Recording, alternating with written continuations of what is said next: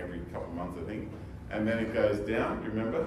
Yeah, yes. It's the Fitzpatrick skin type. Yes. Yes. And who's the safest? The blacks. The blacks, yes. Yes, they're the safest. All right. The more melanin you have, the safer you are. Right. Okay, thank you. Thank you, Adam, for handing over.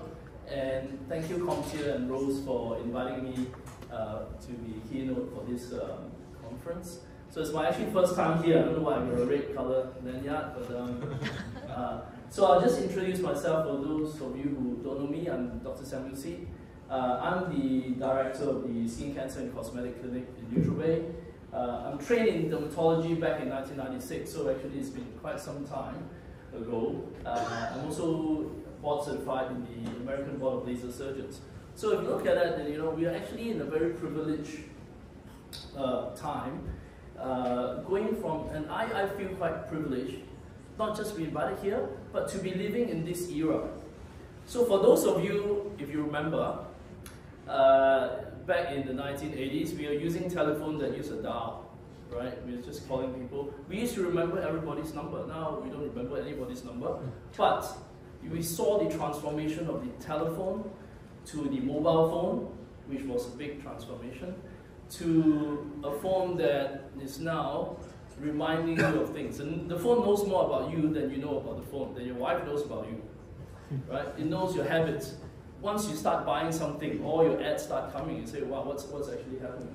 So, things like that, that's all artificial intelligence. And when we are doctors, we are scientists, we are innovators, we look for things, problems in this world that we want to solve. And is this problem worth solving? If it is, we pursue it. Okay? If that problem that we solve is going to affect a whole lot of people and it's going to change the lives of people, we do it. So I'm privileged to actually have journeyed through this transformation from a totally analog way of doing skin cancer checks to now integrating artificial intelligence and technology, right? So I'm just going to tell you a little bit about how we used to do skin cancer checks and its evolution to what it is now. And I've actually, I would say, have transformed how we do skin checks to what it is today to make it more accurate, faster detection, and it changes the trajectory of our patients' lives. So imagine Adam, if he had a melanoma, if we didn't detect it early and it was detected later, his trajectory will be different. It will be on the road of major surgery, internal surgery, immunotherapy, etc. It won't be traveling the world talking in conference. Is that right? Okay, that's the trajectory of most melanoma patients. I'll talk to you about what doctors actually look for in suspicious lesions. And when we look at that, we then can identify things and opportunities for you guys who are in the technology world, computer world, and the AI world, because it gives you opportunity to make a difference with your knowledge. And then I'll show you two examples how I've incorporated artificial intelligence in our skin cancer clinic and how it has changed the lives of people. And then last but not least, I'll tell you a little bit about the future of dermatology and AI in skin cancer medicine. To give you a bit of statistics, I mean, a lot of you have had skin checks before. 2 out of 3 Australians will have some kind of skin cancers by the age of 70, right? Far more than United States and Canada. So that's probably because of our big ozone hole above, which is hopefully slightly closing. So Australia and New Zealand actually has the highest incidence of skin cancer in the world. Now, when we're looking at skin cancer, and it could be for every cancer, we want to be detecting cancer early, at this early stage, when the cancer is just sitting on the surface of the skin, before it has invaded through the dermis, at this stage, not at this stage, where it has already spread everywhere, right? So if someone comes in and they say, look, you don't have to be a rocket scientist to tell you something is wrong there, but by the time it's there, it's probably already in your brain and your liver and your spleen, and it's not good, right? So this is a presenting problem. They say if we can detect a skin cancer or melanoma early, we are changing lives, we are changing the trajectory of patients, and we are giving better patient care. Back in the 1996, when I first started doing skin cancer medicine, we had the magnifying glass and the light. That's probably all we had. And we used to have a lamp. We look at patients' skin, and then we say, look, we really need to have more light than a magnifying glass. So now we've got Magi lamps with LEDs, lights which are a bit more fancy. And then we say, look, it's good if we can magnify the images, the moles or the pigmented lesion a lot more. So that was the invention of the dermatoscope. Okay, that's a skin microscope. We call it the dermatoscope. And what we look for is the dermatoscopic features. So in those days when we first started using it, we know it's a big magnifying microscope, but we haven't really defined what we actually look for. And I'll tell you a little bit about that, because that gives you another opportunity for AI to come in. So when we do a skin check, I mean, most of you who've had skin cancer checks, the doctor comes in, takes a history from you, gets you undressed, and it's really specifically looking at these few things. Actinic keratosis on your right-hand side, that's precancerous sunspots. They are little rough red areas, and they usually, the doctor will take the liquid nitrogen and freeze it off for you, and people call it, get things burn off. Second, if actinic keratosis is not treated, some of them progress on to early cancers. SCC in situ, that's squamous cell carcinoma in situ. And it's a persistent red scaly lesion. Sometimes they sting a bit and it just doesn't go away, and you only find that out when you do a biopsy. Third is the most common skin cancer called a BCC or basal cell carcinoma. They're usually a bit red, pearly age, sometimes with blood vessels on the surface, and some people experience contact bleeding. So when they rub on their pillow, you get a bit of blood on it, and then it seems to heal up, breaks down again, heals up, breaks down again, and each time it gets a bit bigger. So it's the most common, fortunately, the least dangerous skin cancer, BCC. SCC, this is the second most common skin cancer, also the second most dangerous skin cancer. It's usually a painful volcano-shaped lesion with a little crusted top. So when you press on it, you literally jump up. It's like a needle prick sensation. Right? That's a squamous cell carcinoma. Melanoma, fortunately, the least common, but the most dangerous, because they do spread, and time matters. That's why I got Adam to come in the very next day and say, let's operate on it, let's get rid of it. So if we can identify these things,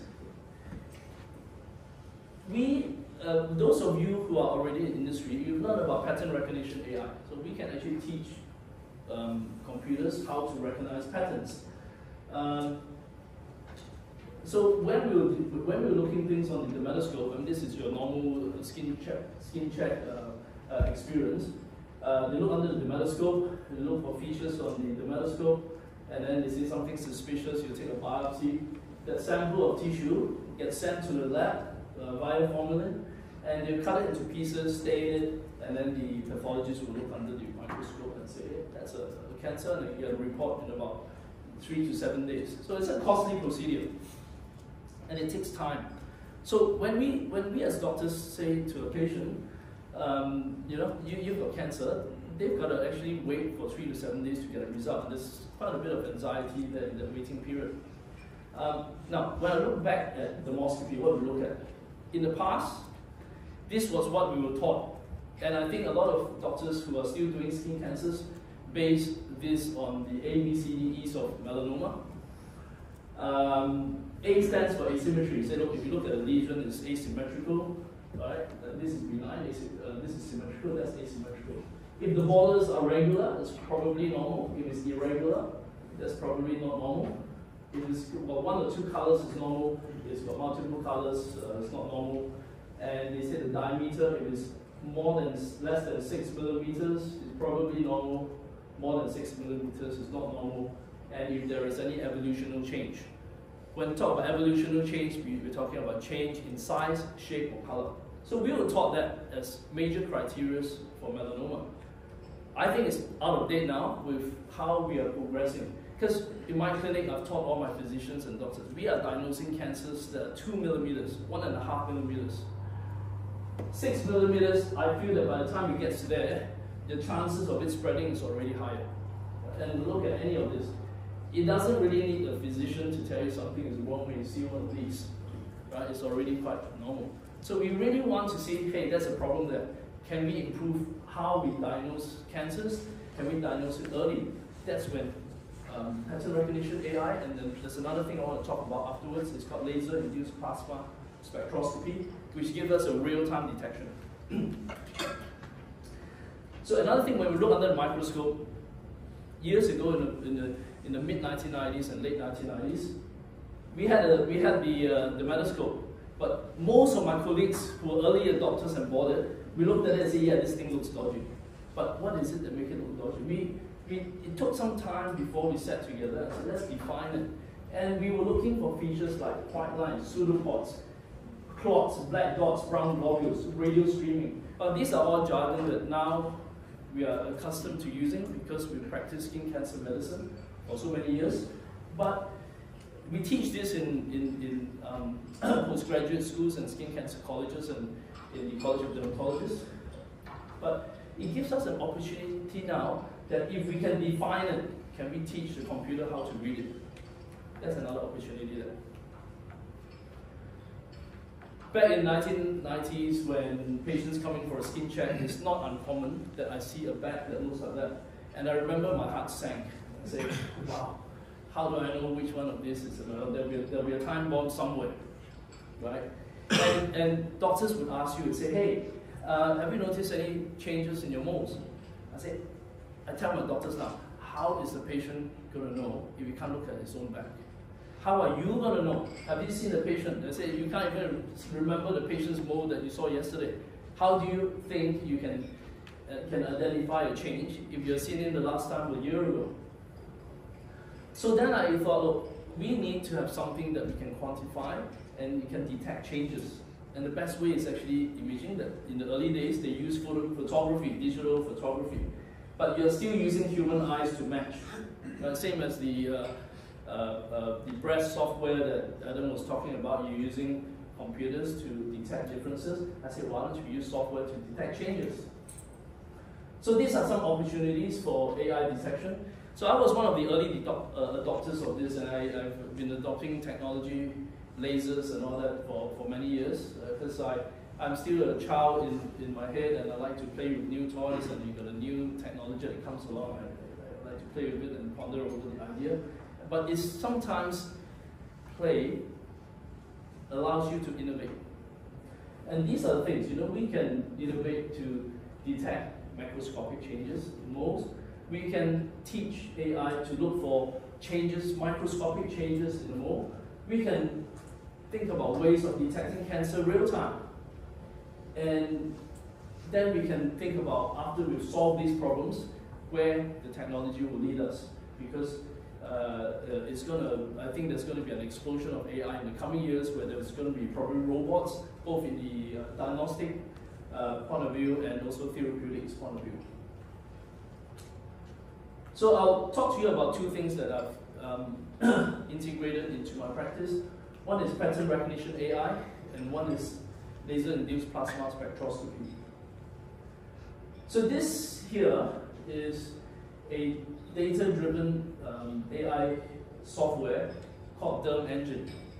Right? I stumbled upon it about 6-7 years ago, where I already identified a problem with matching moles and how do we look for changes. And this was actually designed by a company in Canada, Derm Engine. They were award-winning. It was published in the Lancet Oncology, and they actually looked at humans versus Derm Engine AI detecting cancer. And over here they said that in humans with 27 experts with more than 10 years of experience achieved an accuracy of 62% in detecting cancer, whereas the AI was detecting it at about 87.3%. So at the time I thought I was quite impressed with this, and once I tried this. And since then we've integrated that into our practice for the last 6-7 years, and I almost can't do without it now. It's like your mobile phone, that was their publication, their study. Now, I see if I can actually show you a real time, because this is actually this is the software that can detect changes. If you've got two time frames of a back, and we press search, can you see on the top right hand corner, there's nothing and there's a black dot there, over here. This one on top. That's actually a change that's detected in this patient, and that was a melanoma. This was only, the time frame was 1 year. And if you click on it, it will magnify it and it will show you that there was nothing there a year before and there's something there. Right? Again, if you look at this on its own, it doesn't look too different from the rest of it.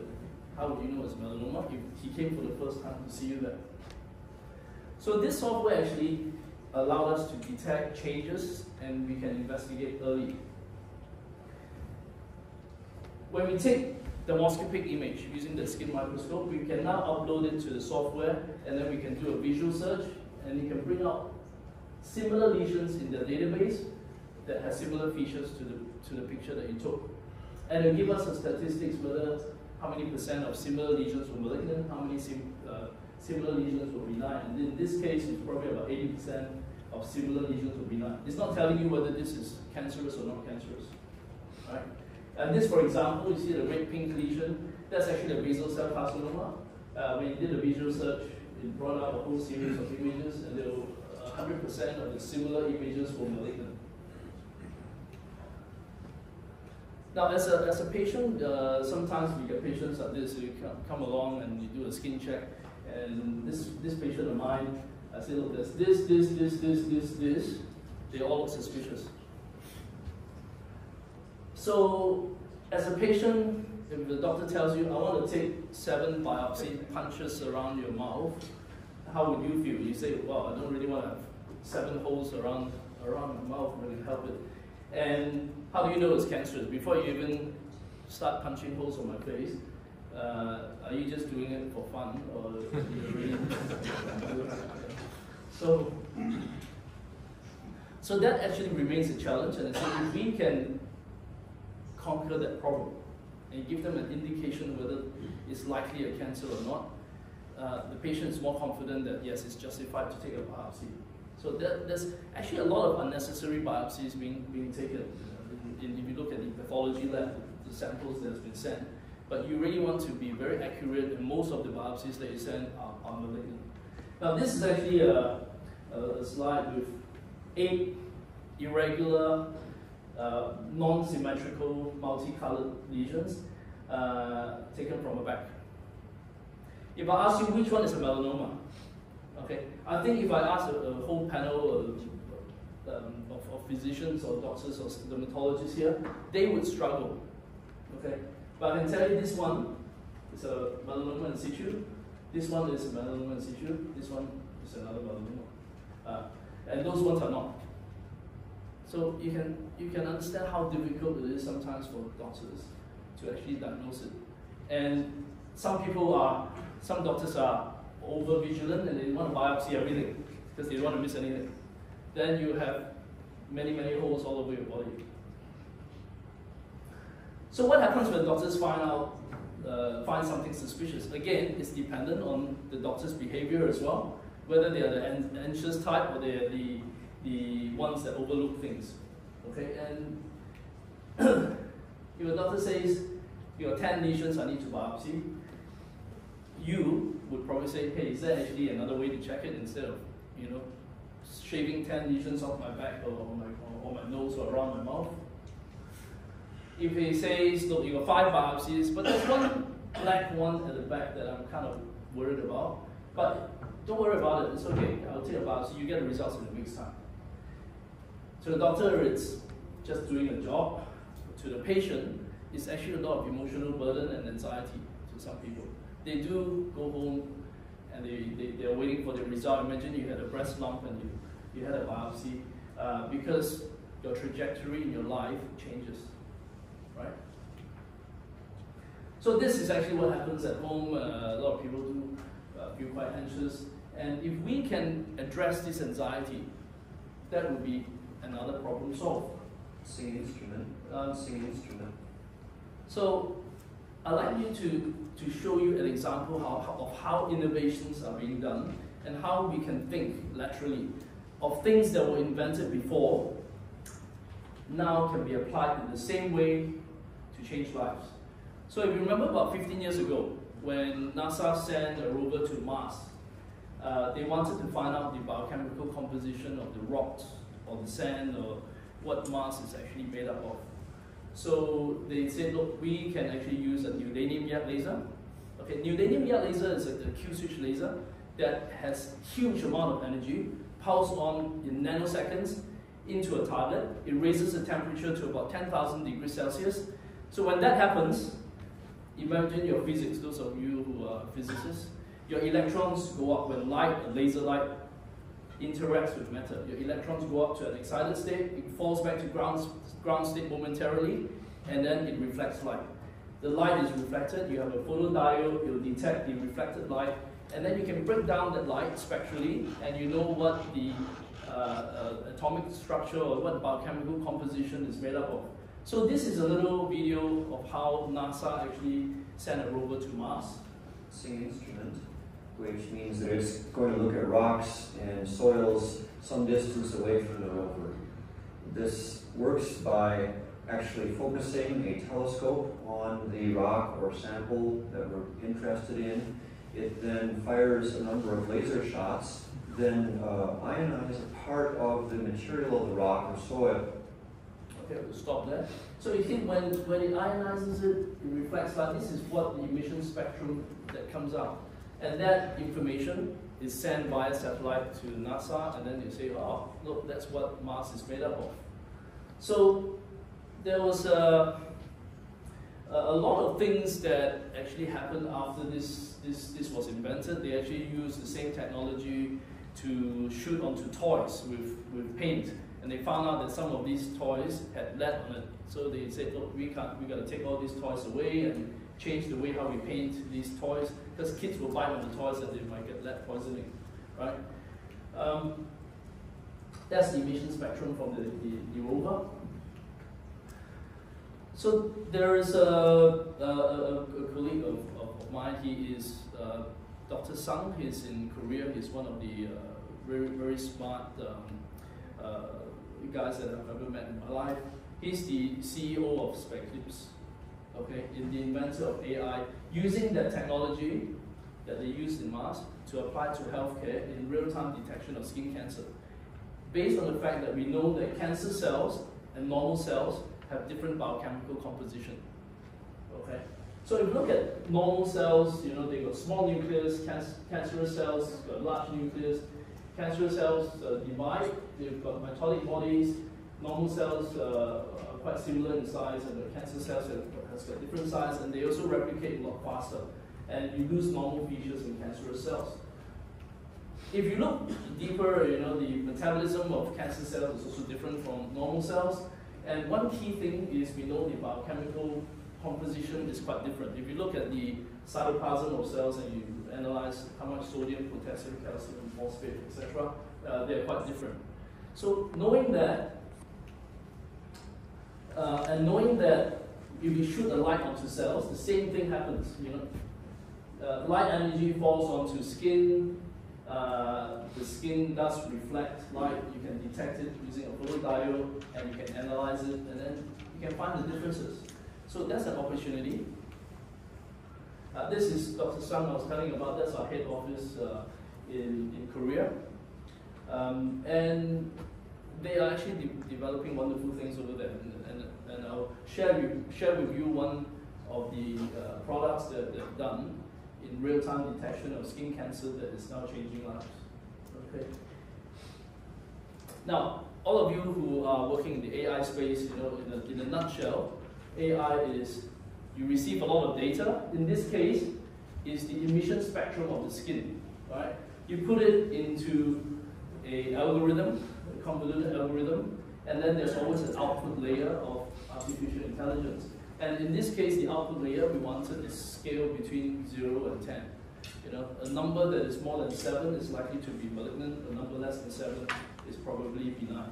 I'll show you a bit about this. So this is the device that was invented, and I'll show you how it is used for real-time detection of skin cancer. Spectlips is the global leader in medical diagnostic technology utilizing laser spectroscopy and artificial intelligence. Here, the company presents a game-changing solution to skin cancer detection called Spectroscope. spectroscope delivers real-time and non-invasive skin cancer detection with over 95% diagnostic accuracy. This is made possible through the use of laser-induced plasma spectroscopy and a proprietary deep learning-based diagnostic algorithm.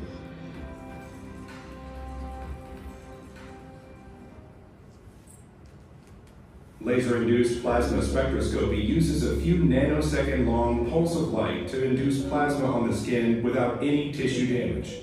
The plasma emission comes directly from the electronic transition of the atomic structure.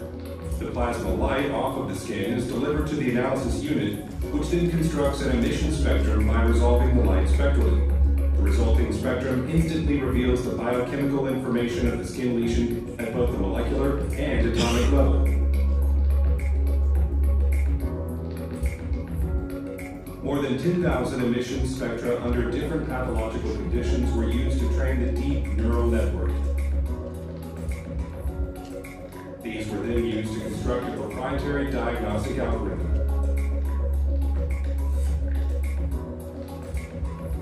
The LIPS score reflects the degree of atypia in a lesion. It indicates the risk of malignancy in a quantitative manner.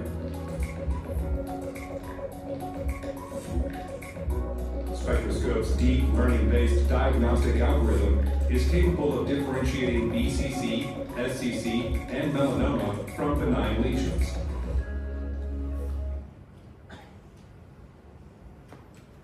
So that's how the device actually analyzes, but we actually have found the spectral signature for basal cell cancer, squamous cell cancer, and melanoma. So if you look at this curve, this is the red lines are the emission spectrum of melanoma. The black color line is the emission spectrum of normal skin. So if you actually take the red minus the black, you actually have a resultant line that's blue in color. And we've taught the AI how to read that, and they recognize the features of melanoma. That's the spectral signature of melanoma. That's the spectral signature of basal cell carcinoma. And that's the spectral signature of a squamous cell carcinoma. Right. But I thought it was probably not accurate enough at this stage or ready to be out in the community to be used to diagnose, right? Because if we use that and it was wrong, there will be implications on the patients. But we know it will be very accurate if we put it on a score base, 0 to 10, of whether it's malignant or benign, and let the pathologists do the confirmation, the depth of invasion, and the subtype. So this is how it's done. See how fast it is. We shoot a laser onto the skin. So the computer is analyzing the local material, and it's showing us a lip score of 9.9, okay, which is highly suspicious of malignancy. Any lip score close to 10 is showing the malignant spectrum. Anything close to 0 is the benign spectrum. Okay, so that's how fast we can actually have an indication of whether something is cancerous or not. Right? So that's an example of another lesion that's cancerous. That's a basal cell carcinoma, 8.5. This one was a volcano-shaped lesion with a crusted top. This is squamous cell carcinoma. All three areas that I showed on it gave a score more than 7. This one here was a little early pink lesion. On one of the areas, I got 7.4. I biopsied it. That was a basal cell carcinoma. Okay, and this was a pigmented lesion on the hand. Looks like a little irregular freckle. Two of the areas gave a high score of 8.2 and 7.5. Because melanomas are not homogeneous, you could have an area that is starting to change.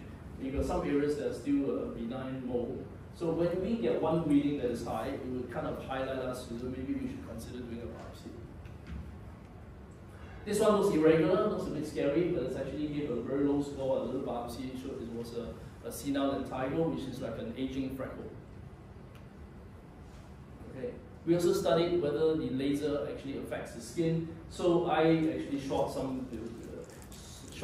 shots on normal skin, and we biopsied the skin and sent it off, and we got a pathologist to report that there's no disruption of the epidermis of the skin.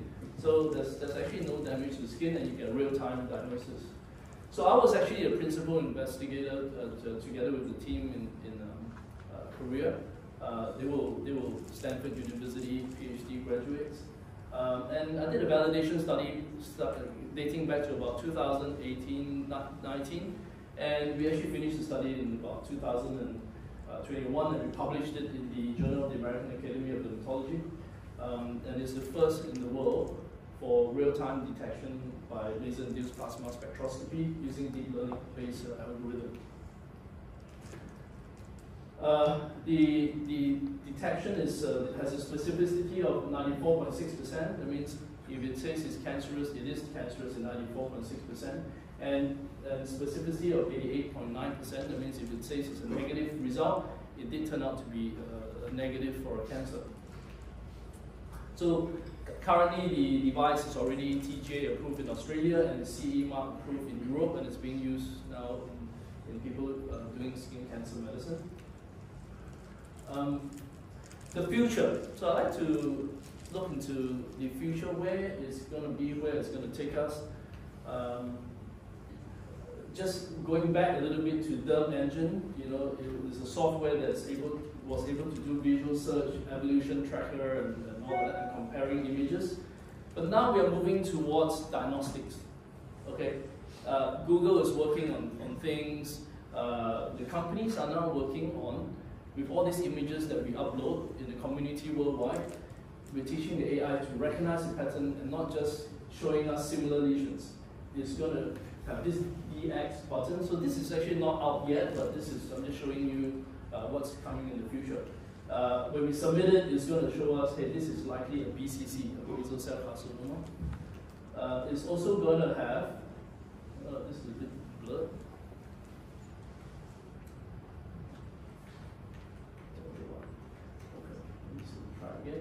Never mind. There's going to be a bar, malignancy score bar. You know, if it's on the low side, you show it's a low risk, and you also tell physicians if it's a high risk. Like this one, for example, on the high risk bar, it's right at the lower end, and it says it's probably a benign keratotic lesion, which is probably a seborrheic wart, it's an aging wart. To something like that, which is a volcano shape, that looks like a squamous cell cancer, and it's got a high score. It's got a score of 10, recognizing that pattern, and it's also giving you a diagnosis, likely diagnosis of an intraepidermal carcinoma or a squamous cell carcinoma. They are also now working in the background, recognizing common skin diseases like acne, dermatitis, psoriasis. These are all common skin burdens, and I think as more and more data is uploaded, more and more patterns are uploaded, we can teach AI, and that's going to be the future. And that's not going to be just available to doctors working in skin. It's integrated across the board to, next time, pathologists, dermatologists, surgeons. So when we diagnose something, if the surgeon also uses the software, they can actually access all your images, and they can give feedback on the pathology and so forth. So that's going to be integrated across the board to all these different healthcare providers.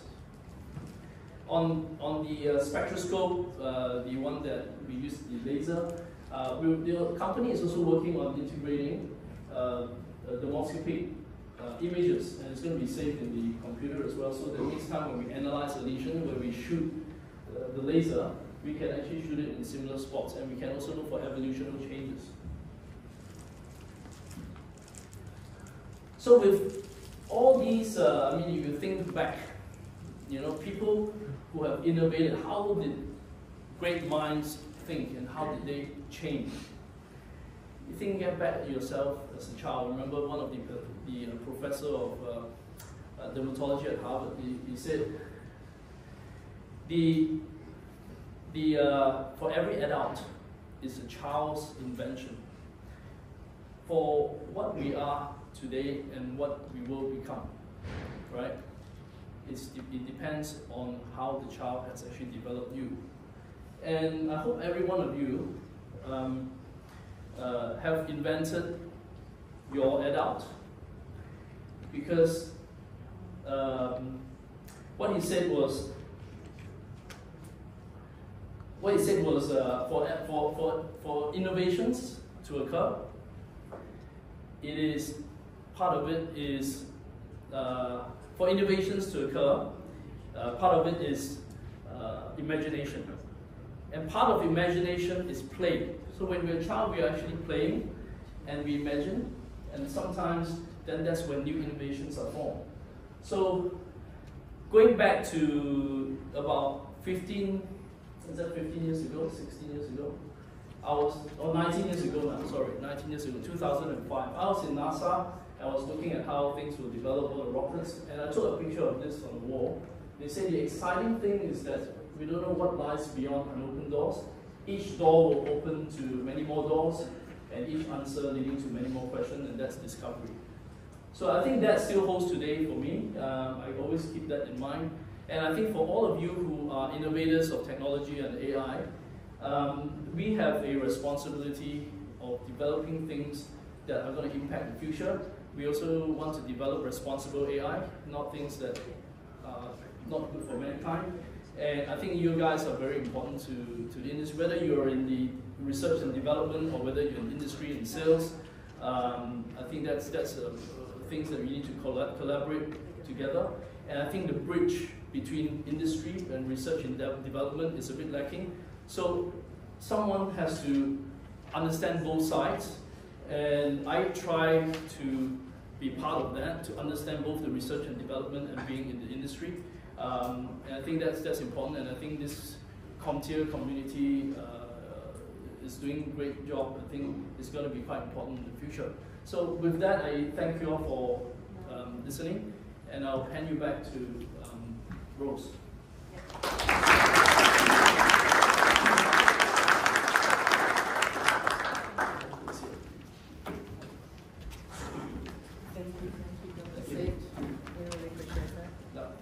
Time to book in your skin checks, guys. Or use the sunscreen that's in the little pouches in front of you. We're going to just switch the agenda around a tiny bit this morning because I think everybody would like to get up and stretch their legs. You can stretch your legs next door for 5 minutes. Do you want to grab your morning tea and bring it back into here so that then we can hear from our philanthropy program recipients. We make charitable donations each year, and there are 2 recipients for 2020.